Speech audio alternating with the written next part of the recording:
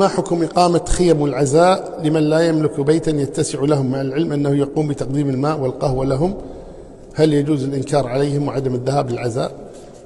والله يعني هذا أتصور يعني عادات وتقاليد ليست جيدة، اللي هو أن الإنسان يضع خيمة وقد يكون أحيانا يستأجرها، يعني يبذل مالا.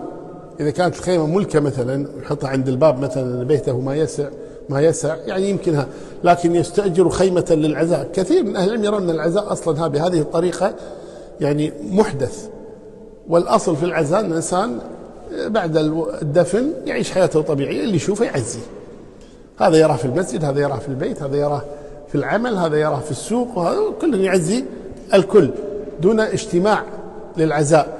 فإذا كان مع اجتماع العزاء صنع الطعام، يعني أهل الميت هم الذين يصنعون الطعام لنا، فهذا تكليف على أهل الميت ولا يجوز هذا الأمر.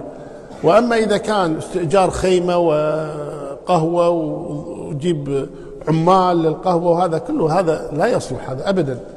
أما إذا كان البيت لا يسع وضعوا خيمة عند بيت، خيمتهم هم لا تكلفهم شيئا، هذا أهون حقيقة.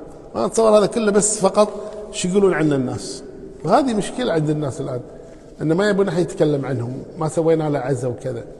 فإذا كان في مثل هذه التكاليف فالأصل والله العالم أنه لا ينبغي، لكن إذا ما لم تكن فيه تكاليف فالأصل الإباحة والله أعلم.